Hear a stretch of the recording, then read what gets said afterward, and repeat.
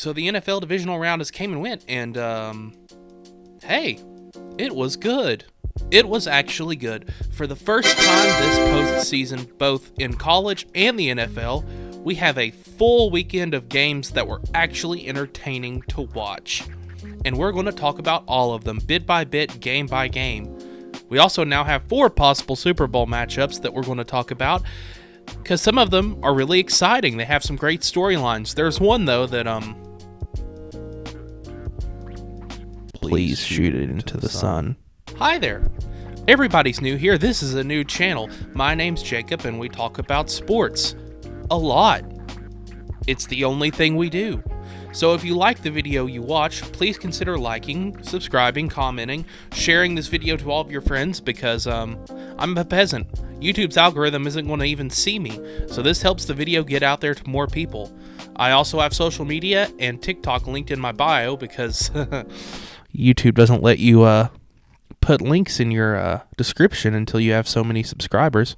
So make sure you go follow those too. There will be updates for when we upload, as well as more short reactionary stuff to games and other happenings in the sports world on the TikTok page. So please be part of this whatever I'm trying to do here. So real quick, there was one takeaway that I'm really interested in seeing what happens to it as we move through the rest of the season, which is only 3 games, to see if it's just like a fluke year or if this is really what I think it is.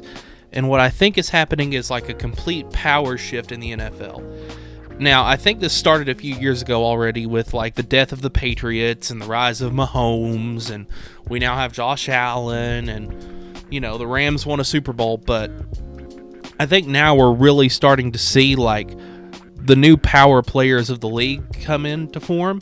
Teams that were good are going to suck now. And it's going to be what the NFL is now for the next 10 to 15 years. I mean, for example, the Steelers are in football purgatory.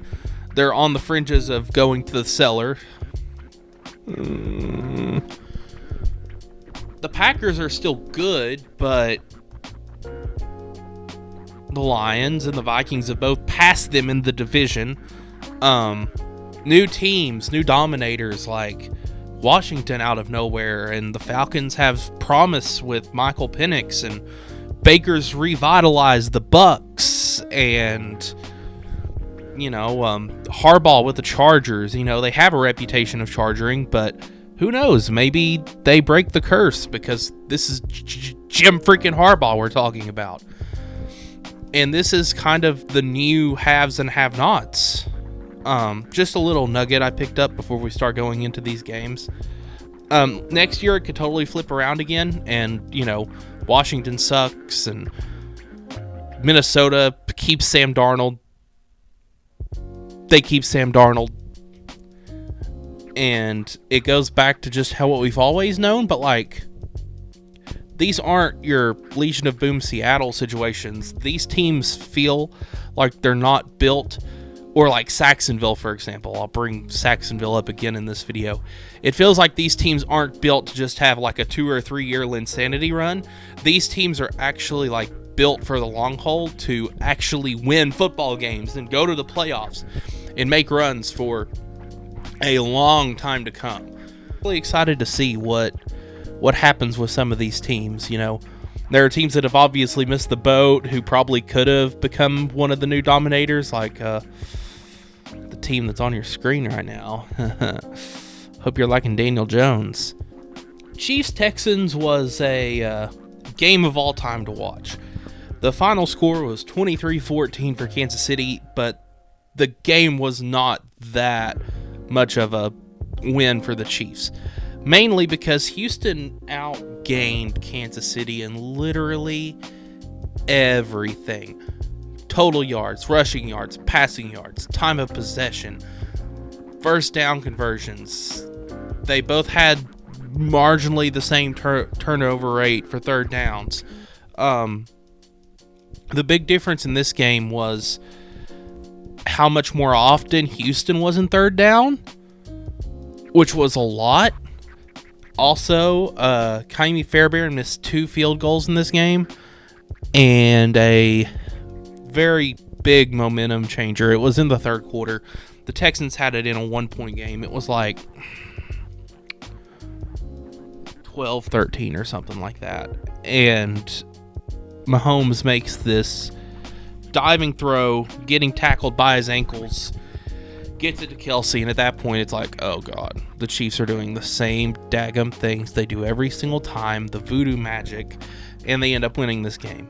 I think the Houston Strouds are very much a team with a championship makeup that can make a Super Bowl run in a few years. They were total underdogs. A lot of people thought they were going to get hit in the mouth by the Chargers in the first round, and then it ended up working the other way around for Houston. This game really showed why losing Tank Dell and Stephon Diggs was such a big issue. Nico Collins still got 88 yards of receiving out of this, but he did not get a touchdown. Neither did Dalton Schultz. So it was very clear that, like, the defense knew that was Stroud's really only two options, and they shut those down immediately, and the Texans couldn't do anything else offensively after that. They had a plan that worked. Like I said, they won the time of possession, so it was a lot of just playing keep away, keeping Mahomes off the field as much as they could, but they just couldn't do it because eventually CJ would run out of options. He'd have to run for his life. If he couldn't run for his life, Chiefs pass rush got there, and they got there a lot. CJ Stroud got sacked 8 times in this game. 8 times for a playoff team. And yeah, I know this is a Spags defense with Chris Jones in the front four, but to be a playoff team and get sacked 8 times, that just shows the struggle to get the ball out of the air and get it to people. Like, they had receivers making catches and making, playing, but they didn't have anyone who could break the mold and say, okay, our two of our top receivers are down. Our 2 receivers are locked down or in the middle of blocking and protection. I'm going to step out. I'm going to be the game changer. No one could do that. Like, there were some receivers making catches. Like I said, I heard Robert Woods' name in this game. I haven't heard the name Robert Wood since he was with the Rams, and that's just because my dad is a Rams fan. So, like, I can't even remember the last time Robert Woods was relevant. And he was in this game making plays for the Texans, but there wasn't that person who could have that next man up mentality for Houston. That's where they need to go in the off season, is get more depth at wide receiver. Specifically somebody who can have that next man up mentality to build depth on that side of the ball, because the offensive line played well. Joe Mixon played great. The defense played great last week. It played great this week up until the end when the offense couldn't do anything. Like, see right here. It was 3rd and long. No one was open, so Stroud has to run for his life. But he wasn't always able to run for his life like that. So building receiver, I think, is the next thing. Oh, right there. There was the Fairbairn missed field goal. And it was after a really long drive, too. So that was like a drive that lasted like 7 minutes. So he took up like half of the second quarter, and then they couldn't get anything out of it. Like, that's the story of the Texans in this game. But yeah, build wide receiver depth. It probably won't be right at the beginning of the season, but get Tank Dell back, get Stephon Diggs back. As for the Chiefs, oh God, these guys really are inevitable, aren't they? Patrick Mahomes throws for 177 yards and connects with his boy Kelsey, and it's not the most amazing game you've seen from a quarterback in the playoffs, but like, he won the football game. Spags defense does what Spags defenses do when it's playoff season, and they find ways to win out of nowhere, and they create havoc for quarterbacks in the backfield. Even though this whole season they've been pretty much predicated on winning games by complete devil magic, all of a sudden they're healthy at the right time.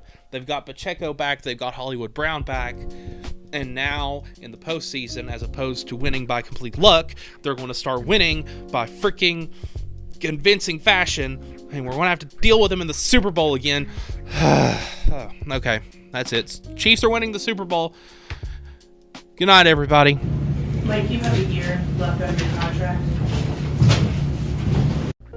But no, seriously, I mean, I think this team is just the new evil empire. They're the new Brady and Belichick Patriots. They're just going to keep finding ways to win and finding ways to win and crushing all of our hopes and dreams because they're a team that knows what is expected at this level of the NFL to be here as many times as they have. They have the experience. They have the team. They have the coach. And if they get this three-peat, I hope they don't. As a fan of football, I hope they don't get the three-peat. But if they get the three-peat, you immediately have to put Mahomes in the Joe Montana, Tom Brady conversation. Like, that's it. That's it. You're done. He's had 2 straight seasons where he's been pedestrian at best. He's not had an MVP caliber play, but he's a winner. He's an absolute winner. And when it comes down to it, he is the type of quarterback that can put his team on the back and go win games. Right now, he doesn't have to do that. But if it's ever expected of him, he can do that. Come to Papa. Listen, he ate it. Oh, look at him choke. Oh, look at him suffer. Oh, no. Lions, you had it. You had it. This was the opportunity of all opportunities. You had the best season you've ever had in franchise history. You were the 1 seed in the NFC. The Ford Field was electric. But here comes the new underdog. And as I'll explain here in a minute, the NFC's new GOAT, Jaden Daniels. And he is officially the NFL's new Iceman, because for the second week in a row, he goes on the road in his rookie season, in his second playoff appearance, with the home field advantage being oppressive, and it is ice in his veins. He dots up the wounded Lions secondary like you would not believe. Lions lost this game 45-31.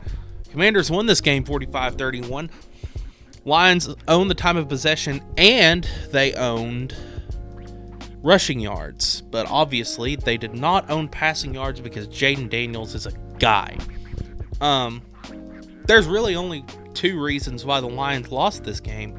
It was, of course, all the injuries they've suffered from the season. Hutch was the first loss they had. That was a really big deal.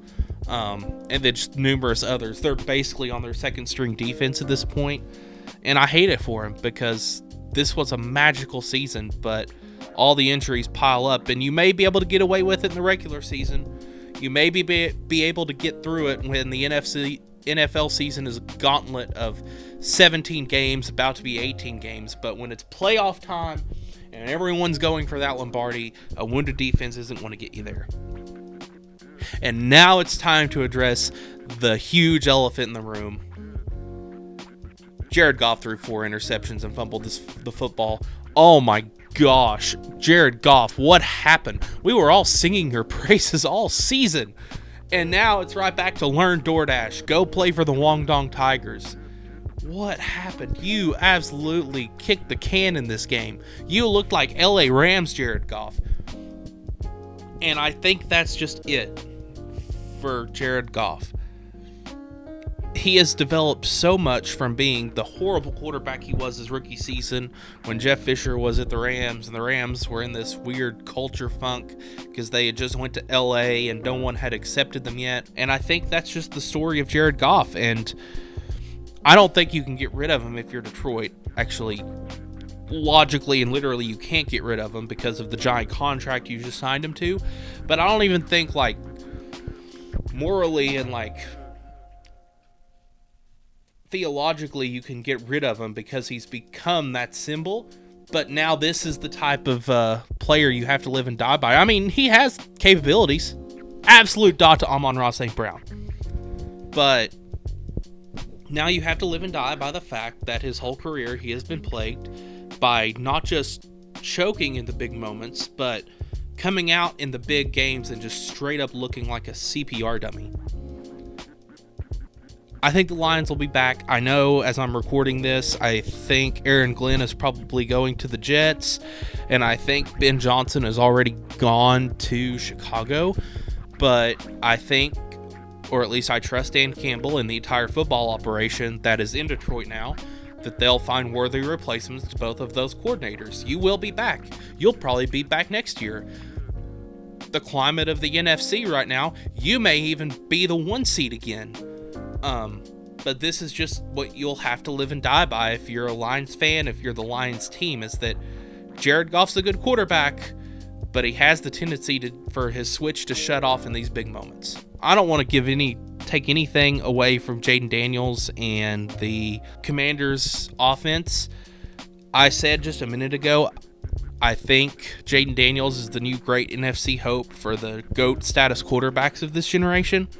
Because right now it's kind of been the big three, and they're all in the AFC. It's Mahomes, it's Josh Allen, and it's Lamar Jackson. And I mean, there's great quarterbacks in the NFC too. There's Matt Stafford, there's Jordan Love, there's Jalen Hurts. Guess you could still put Goff there despite all the bad mouthing I just did. But they don't have their GOAT. They don't have what Breeze and Aaron Rodgers was to Tom Brady and Peyton Manning.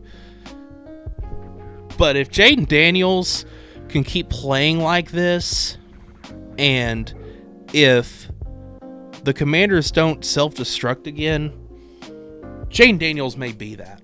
I think he will be that. Dan Quinn, amazingly planned and coached game. Mr. 28-3 himself is clearly having Vietnam flashbacks. 28-3. Oh, right there was a Jared Goff interception. Man, you have to feel great if you're a Commanders fan. Finally losing the weight of the Dan Snyder era, and immediately after, the second Dan Snyder's gone, you're back in the playoffs. You're back in the NFC Championship. That's huge. So this was the least close game of the divisional round. But it was still pretty exciting because we got plays like this. And just seeing the sheer offensive firepower of Washington really come out, it's got me excited for this NFC Championship game from the Eagles and the Commanders. I'm excited to see. This is probably going to be a game where the final score is like 49-45 or 52-49. So, fun game. Hate it for the Lions. Great for Commanders. Hated it. Hated it for the Lions. Fun game. Also, watching this game gave me a little bit of PTSD. This is obviously edited. This just came to me as I was recording. This game reminds me of something, I'm sitting here looking at it, but I genuinely can't remember what this game reminds me of. It's just on the tip of my tongue. It's at the front of my brain, but I just can't figure out what game this game was like. Touchdown, Jaguars.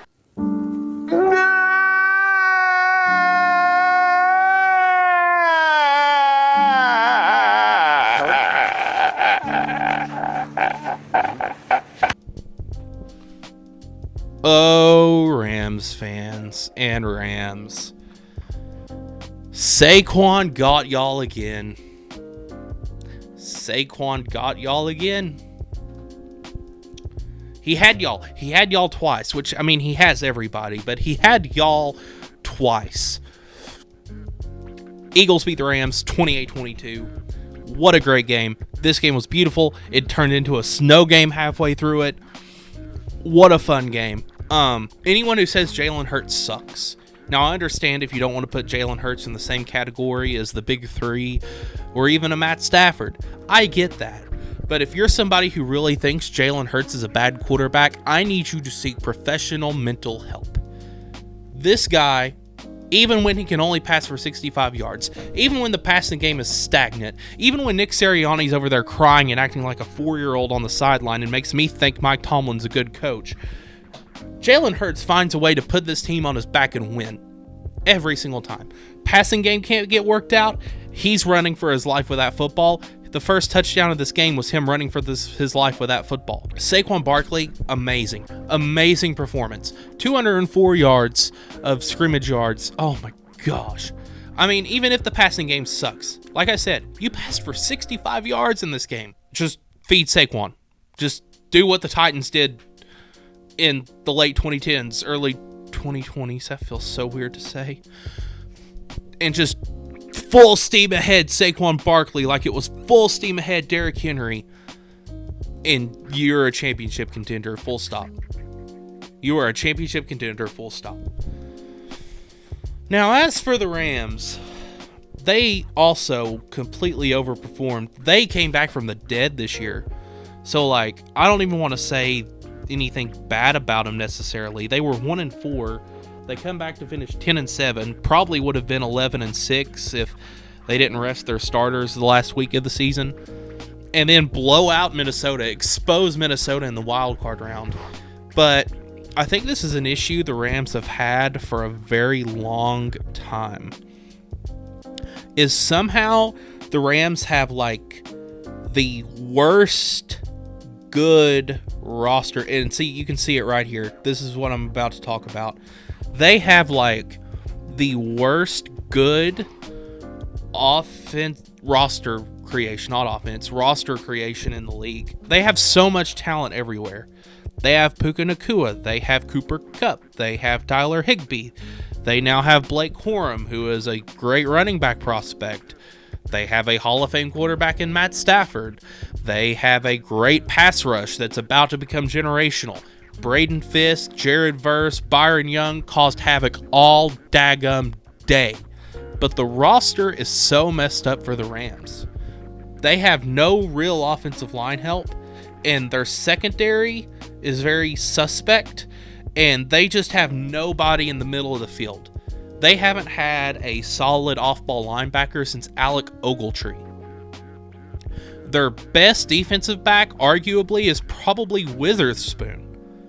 Really? That's your best quarterback? What is going on? What is going on there? And then, of course, the offensive line has been a point of contention for the Rams all season. In this game, you see it. They fumbled twice in the second half because the offensive line couldn't hold up. Stafford was on pace to have another hero moment in the playoffs. They were on 2-minute drill, seconds to spare in the game. They were on the Eagles 15. They just needed one good play, and not only would they tie the game, they'd probably win it because it was 28-22. They just needed an extra point to take the lead. And the offensive line folded. The rookie center missed the block, and here comes Lawrence screaming through the backfield and getting Stafford. It's such a talented roster, but it's a roster with so many holes.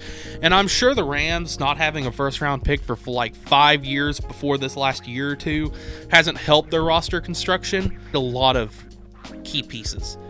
They need splash players on other parts of the field. They need a good lockdown corner. They need a good middle linebacker. They need better offensive line work. The snow got to them. The link was rocking. And now on to the Eagles because, man, Saquon Barkley. I love that man. That man runs beautifully. Yeah, this team's going to the Super Bowl. There's a chance Washington gets them, but this team's going to the Super Bowl. I don't know if they win the Super Bowl or not, but the way Saquon Barkley's playing right now, the way that guy right there, Bond, the way he's playing right now is out of his mind. And Jalen Hurts, like I said, just finding ways to win, even when he can't get the ball to AJ and Devontae, even when the passing game sucks. Stitch here the clip of AJ Brown being like, the passing game. We need to work on the passing game. Offense wasn't good enough. What are some things you think that the offense needs to improve on? Passing. AJ, I know. This team, like the Chiefs, it just finds ways to win. And it's not in a Chiefs way of just pure experience and savvy. This team finds a way to win out of spite because of all of the drama and the Nick Sirianni incompetence and just it finds a way to put itself in this situation. I'm, once again, very excited for this NFC Championship.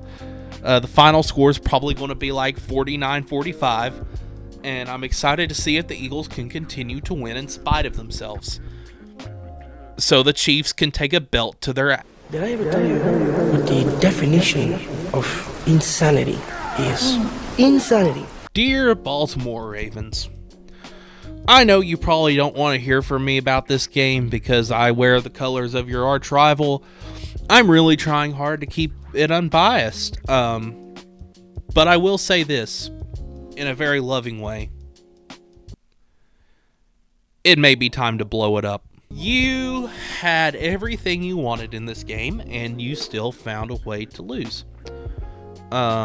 Even when the Bills looked like they were about to take off with it, you found a way to keep it close. Mainly because that defense became the Ravens' defense we've all come to love. Derrick Henry had a great game as well. What happens is Lamar Jackson happens again. And Mark Andrews, when the lights got bright, blew it. This was the best game of the weekend. It was also a snow game. I want more snow games in the NFL. It was very back and forth. Baltimore scores a touchdown. Buffalo scores a touchdown. In the second half, though, Lamar Jackson let the game get away from him. He had a terrible fumble at midfield, which Von Miller then proceeded to run back into the Ravens' red zone. Lamar Jackson also threw an interception to wrap of the Bills. And this was not just your usual, unfortunate circumstance. That's it, right there. There it was. Real time. That's why we have film in the background. Real time. It wasn't just an unfortunate, deflected ball. His arm got hit as he threw it, whatever. It was a dot to the defense. An absolute laser beam to the wrong team. And that allowed the Bills to get back into this game and really pull away going into the locker room. The Ravens bounced back, though. Derrick Henry did Derrick Henry things. Justice Hill also had a really good game in this game, too. I was really surprised. I was really surprised to look at the stats on ESPN after this game and realize he only ran for like 50-something yards, because it felt like he ran for more than that. It felt like he ran for like a good 70 or 80. They really used him in this game, and he had a good performance. They bounced back in the second half. The defense locked up on Buffalo's offense. The Buffalo's offense did this thing it's been doing all season, where it kind of just ebbs and flows and comes and goes in waves. And the Ravens were able to get close and to potentially tie it. Oh, there's a fumble from Von Miller. Right there. Yep. Stitch the Leo pointing meme. Whoa, whoa. Here I come. Oh, here I come. Oh. And it was the 2-minute drill, with minutes to spare in the game. Lamar Jackson took his men, despite his mistakes in this game, despite the 2 turnovers, got his team together, and they marched down the field. He threw to Isaiah Likely for a touchdown. All they needed was a 2-point conversion, and this game was going to overtime. All they needed, 2 points. 2 points when Buffalo's defense was finally on their heels. The most the Bills' offense could muster up was a couple of field goals. All they had to do was get 2 points. And what do they do? What do they do? Mark Andrews signs his application to DoorDash. That's what they do. He drops it. Lamar Jackson puts it in his breadbasket and he drops it. I feel really bad for the Ravens because this is a championship caliber team. This team has the makeup to go and win a Super Bowl. I hate on Lamar Jackson because I'm a Steelers fan. I'm a hater. It's just what I do. But if I take the glasses off and I look at it from an unbiased perspective, Lamar is a generational talent. He's one of the most athletic quarterbacks we've ever seen play football. Derrick Henry is one of the best running backs we've ever seen play football. This team should win a championship. John Harbaugh has won a championship. But it doesn't matter what season it is. It doesn't matter the situation. It doesn't matter their predicament. They find ways to lose these big games. Regardless of if it's Lamar's fault or if it's somebody else's fault, they find ways to lose big games. It just seems like in big moments, this team finds ways to snatch defeat from the jaws of victory. And that's why I say blow it up. I don't know how to blow it up, and I don't know if you should or not. That sounds terrible because I just talked about how great this team is constructed and how they're able to win all these games any other part of the year, but they just find ways to lose these big games. That I don't think it's a player or a coach problem. I think it is just a culture funk that the Ravens have got themselves into, that they just can't find what the juice or the sauce they had in 2000, or they can't find the juice or the sauce they had in 2012. Was the sauce just Ray Lewis? It might have been, but I don't see why that would be the case. And if it was, why isn't Lamar your new Ray Lewis? He's a face of the franchise now. Like, rally around him. Rally around Derrick Henry. Find somebody. As for the Bills, once again, amazing. You hang on for dear life. But this game should scare you. Because now is your chance. You are 0-3 in the postseason against Patrick Mahomes. You have beaten him multiple times in the regular season, but I want to break it down. I want to break it down for you, all right? You have beaten him multiple times in the regular season, but you are 0-3 in the postseason.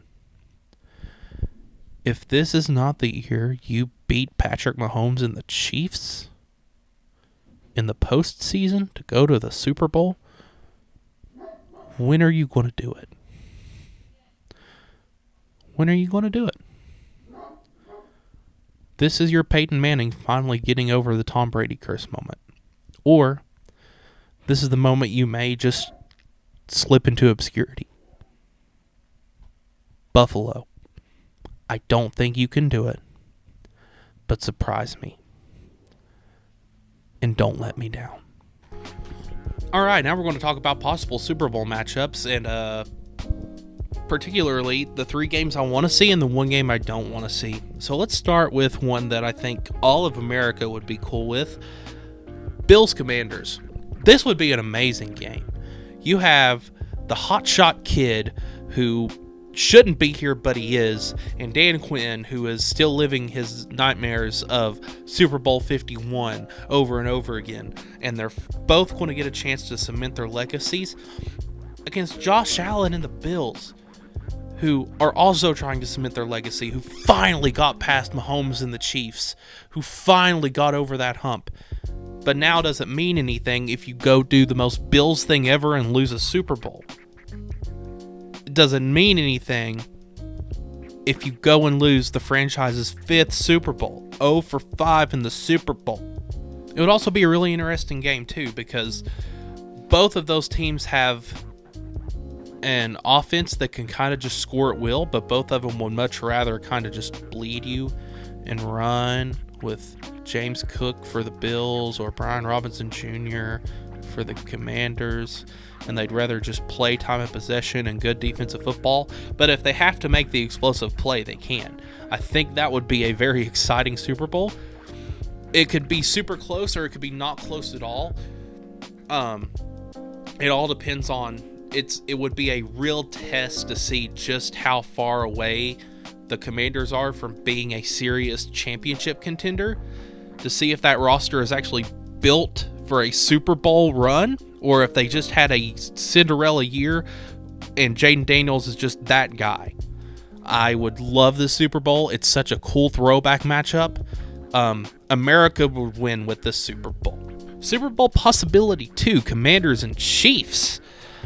I would also not be mad about this Super Bowl. I'd be upset that the Chiefs are there again, but it would be very much a Super Bowl 42 moment. It's David versus Goliath. It's the team going for the feat that nobody said was possible against the team that shouldn't even be there.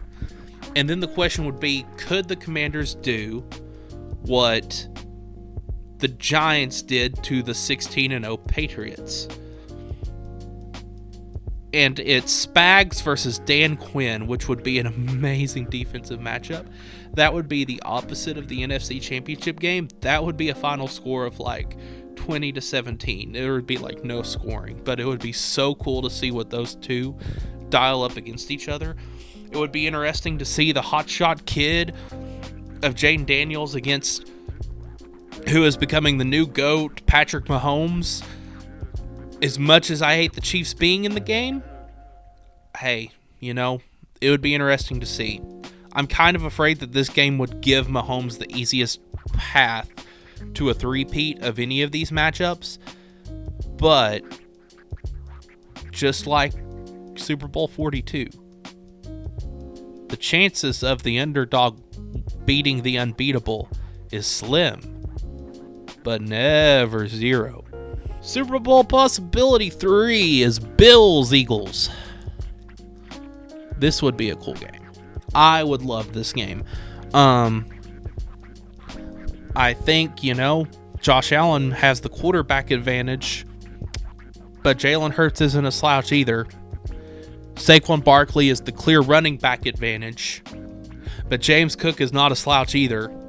This would be very interesting and a great showing of firepower. It would be a pretty exciting game, I think.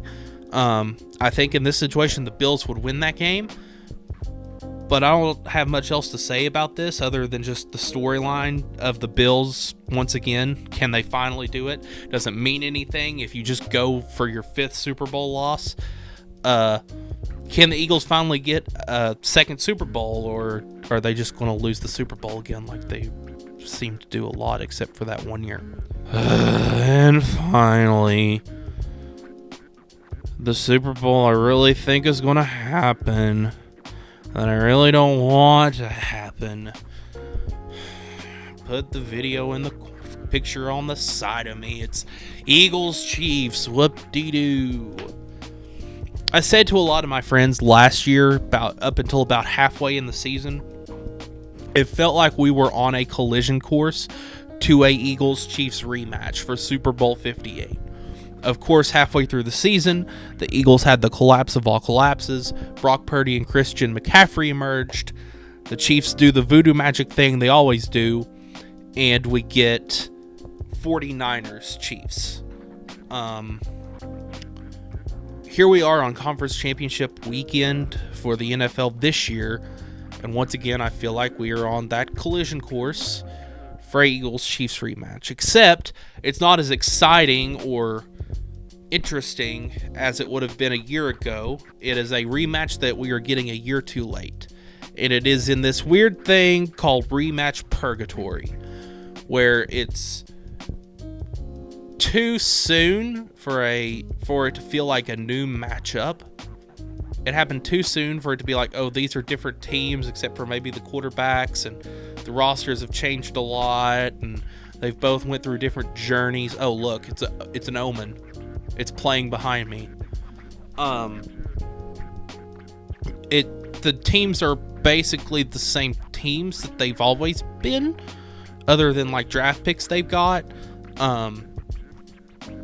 The Eagles got Barkley, you know, the Chiefs got DeAndre Hopkins this midseason before the trade deadline.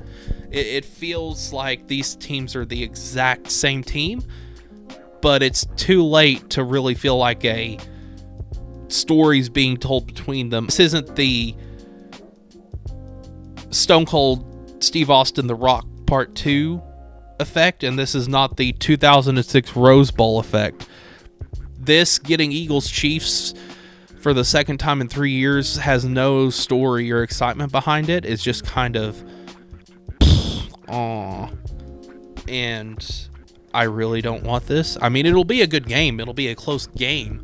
But it's not like the other games where there's like a reason to watch it. Because this isn't a true rematch telling the story of they both got there once, one team won, but now they're there again, and who knows who can win this time. It's like, okay, this is going to be 2 out of 3, and the Chiefs are going to win somehow because this is what always happens. So I'm hoping for either Bills Commanders or Bills Eagles. I don't want the Chiefs there at all. I love Patrick Mahomes, but don't do this to me. But I have a feeling it's going to be Chiefs Eagles too. And that is not a cool game. That is not a cool game at all. But anyway, that's the video. I hope you liked it. This is the first time I've ever recorded a video, so if I stutter and you don't understand a daggum thing I just said, I'm sorry. Sue me, I guess. Thanks for watching. If you liked it, like, comment, subscribe, share. Check my links in the description of the channel. And as always, take care. All right, I'm done. Out of here.